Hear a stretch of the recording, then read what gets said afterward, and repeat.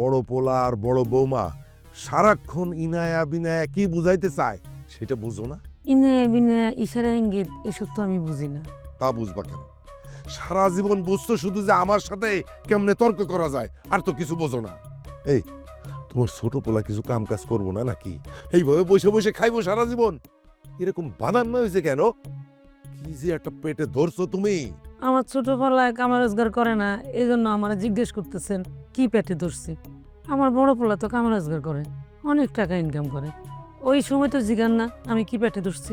যে কাম কাজ করে তার কথা আমি জিজ্ঞামু কেন? শোনো মামুনের মা, তোমার ছোট পোলা তো অশিক্ষিত না, লেখাপড়া তো কিছু শিখছে। যদি এইখানে কিছু না করে শহরে যাইতে কও, শহরে যায় তারা কিছু একটা করতে কও। ও শহরে যাইতে কিছু করতে পারবো না, ও জীবনে গ্রামে বাইরে গেছে। তাইলে আর কি, তোমার পোলারে আরো বেশি পুতু পুতু করো, ঘরে বসায়া ভাত মা খায়া মুখে তুলে খাওয়ায় দাও। তবে তোমার এই ছোট পোলার জন্য আমি যদি আর কোনো কথা শুনি কারো কাছ থেকে, তাহলে আমি কিন্তু এই বাড়ি ছেড়ে চলে যাব।